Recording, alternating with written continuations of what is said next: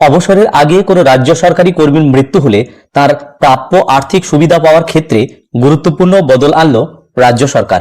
অর্থ দপ্তরের পেনশন শাখা থেকে জারি করা বিজ্ঞপ্তিতে জানানো হয়েছে, এবার থেকে বিবাহিত এবং বিবাহ বিচ্ছিন্না কন্যারাও মৃত কর্মীর পরিবারের আওতায় এসে প্রাপ্য টাকা পাওয়ার অধিকারী হবেন। 20 ফেব্রুয়ারি জারি হওয়া এই বিজ্ঞপ্তিতে পশ্চিমবঙ্গ পরিষেবা বিধি 1971 সংশোধন করা হয়েছে, যে ক্ষেত্রে মৃত্যু সহ অবসরকালীন সুবিধা এই সংশোধন করা হয়েছে। সংশোধিত সংজ্ঞায় পরিবারের তালিকায় স্পষ্টভাবে বিবাহিত এবং বিবাহ বিচ্ছিন্ন কন্যাদের অন্তর্ভুক্ত করা হয়েছে।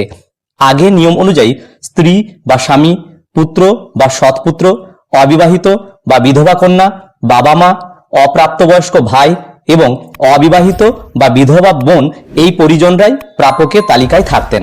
বিবাহিত বা বিবাহ বিচ্ছিন্না কন্যারা সেই তালিকায় ছিলেন না।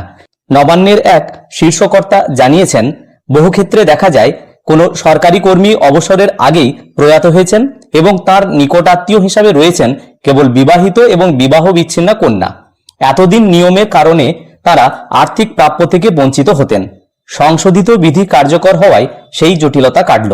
বিজ্ঞপ্তিতে আরও উল্লেখ করা হয়েছে, এই সংশোধনের আগে যেসব ক্ষেত্রে বিবাহিত বা বিবাহ বিচ্ছিন্ন কন্যাদের দাবি নিষ্পত্তিহীন ছিল, সেগুলিও নতুন নিয়মের আলোকে প্রশাসনিক দপ্তর বিবেচনা করতে পারবে।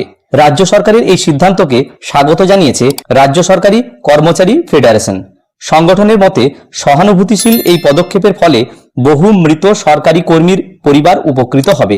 প্রশাসনিক মহলের একাংশের মতে, পরিবর্তিত সামাজিক বাস্তবতার সঙ্গে তাল মিলিয়েই এই সংশোধন, যা উত্তরাধিকার সংক্রান্ত আর্থিক নিরাপত্তায় নতুন দিশা দিল।